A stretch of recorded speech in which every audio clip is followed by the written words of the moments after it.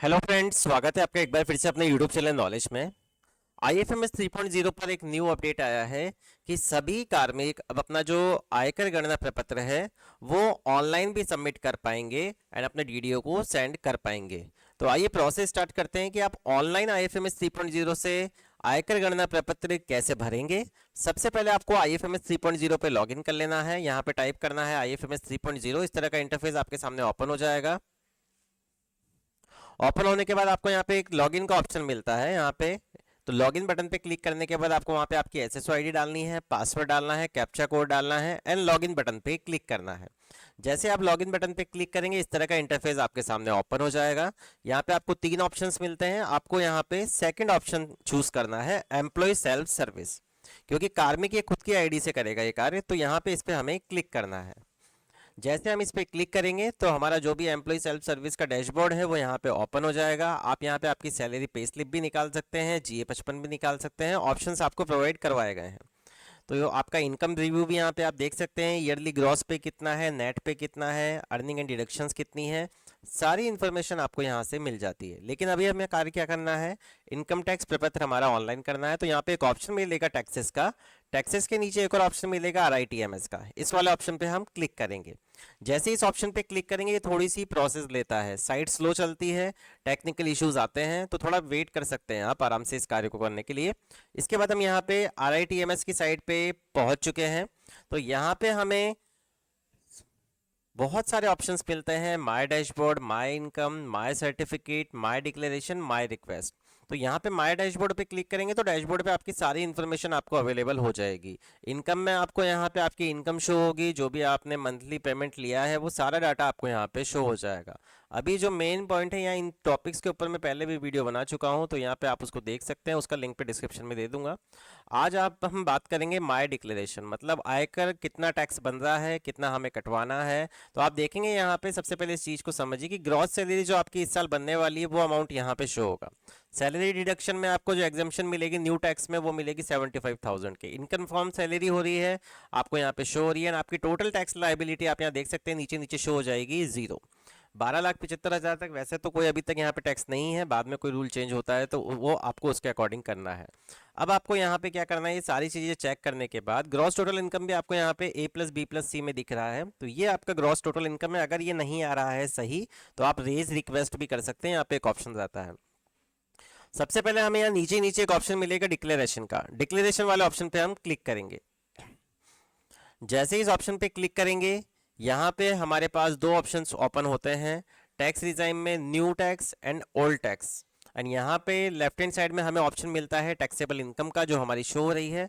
New tax में proceed यहाँ पे बहुत सिंपल है, क्योंकि यहाँ पे किसी प्रकार की कोई एग्जाम्पशन आपको नहीं मिलती है extra.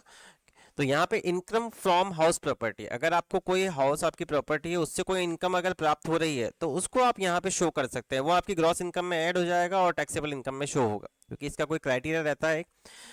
Interest on saving accounts, अगर आपको आपके बचत खाते पे कोई ब्याज प्राप्त हुआ है तो आपको वो यहाँ मेंशन करना है। एनी अदर कोई इनकम है तो वो आपको यहाँ लिखनी है।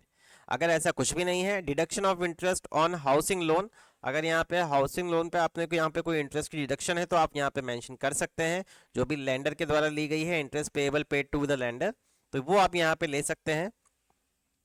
इसके बाद monthly TDS to be deducted, आगे आप कितना टैक्स कटवाना चाहते हैं तो वो अमाउंट यहाँ पे आपको लिखना पड़ेगा। जैसे यहाँ पे आप लिख दीजिए 100, जो भी आपका है 1000 कटाना है आपको अभी, और तो 1000 लिख दीजिए। जितना कटवाना है वो आप यहाँ पे मेंशन कर सकते हैं, क्योंकि मेरे केस में यहाँ पे 0 है तो यहाँ पे 0 ही रहेगा।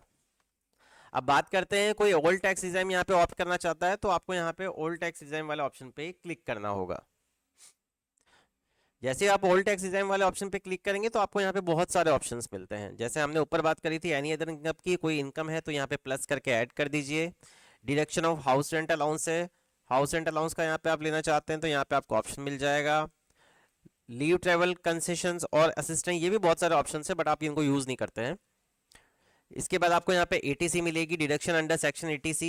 ATC में आप जो भी रिबेट लेना चाहते हैं, आपकी डिडक्शन अभी तक जो भी हुई है वो तो अमाउंट आपको यहाँ शो हो ही जाएगा। लेकिन इसके अदर भी आप यहाँ पे कोई डिडक्शन ऐड करना चाहते हैं तो डिडक्शन में आपको यहाँ पे सेलेक्ट का ऑप्शन मिलता है। Life insurance, public provident fund, Sukanya Samriddhi Yojana, tuition fees, housing loan principal, multiple fund, others, सारे ऑप्शन यहाँ पे अवेलेबल है, जो भी आपके अकॉर्डिंग आपको लगता है। बट 12 लाख के ऊपर अगर इनकम जा रही है 75 लाख के ऊपर, तो न्यू टैक्स में आपको फायदा होने वाला है, तो वही ऑप्ट करें तो ज़्यादा बेटर रहेगा। मैं आपसे यही कहना चाहूँगा।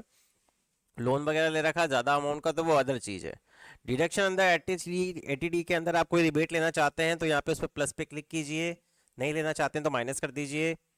डिडक्शन सेक्शन अंडर एटीजी के अंदर आप रिबेट लेना चाहते हैं तो वो आपको यहाँ पे डाल देनी है। Monthly TDS to be deducted, कितना टैक्स आपका कटने वाला है। देखिए न्यू टैक्स में अगर मैं लेता तो यहाँ पे 20,000 मेरा टैक्स बन रहा है, न्यू टैक्स में कोई टैक्स नहीं है, जीरो बन रहा है।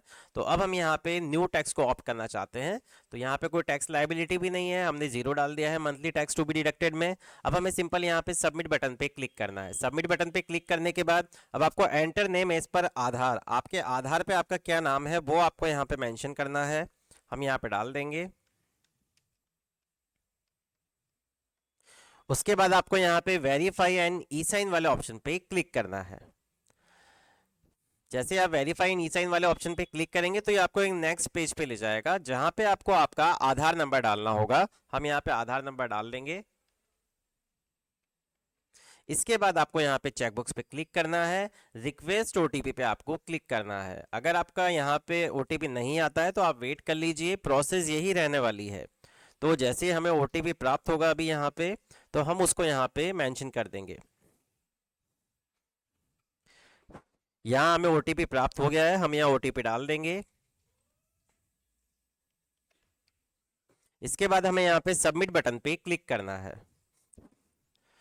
जैसे ही हम सबमिट बटन पे क्लिक करेंगे ये थोड़ी प्रोसेस लेगा, प्रोसेस होने के बाद इसको पूरा आपको चलने देना है। अगर आप इसको बीच में इंटरप्ट करेंगे तो अगर साइट का भी इशू रहता है तो आप उसको वेट करें जब तक ये पूरा का पूरा यहाँ पे नहीं आ जाए। अब रिक्वेस्ट जनरेटेड सक्सेसफुली का आपके पास ऑप्शन आ गया है, आपके डीडीओ का नेम आ जाएगा एंड ये जो रिक्वेस्ट है आपकी डीडीओ को फॉरवर्ड हो गई है। देखिए यहाँ पे लिखा गया है फॉरवर्ड टू डीडीओ, इसका स्क्रीनशॉट भी ले सकते हैं आप, क्योंकि अगर आप यहाँ पे फाइल साइन जो भी है डाउनलोड ई साइन फाइल अगर उसको डाउनलोड नहीं कर पाते हैं तो उसका आप स्क्रीनशॉट ले लीजिए। आपकी रिक्वेस्ट आईडी यहाँ पे आ रही है, रिक्वेस्ट डेट आ रही है, पेंडिंग कहाँ पे है, कौन से डीडीओ है आपके, उनका नेम आ जाएगा, स्टेटस आ जाएगा, फॉरवर्ड टू डीडीओ।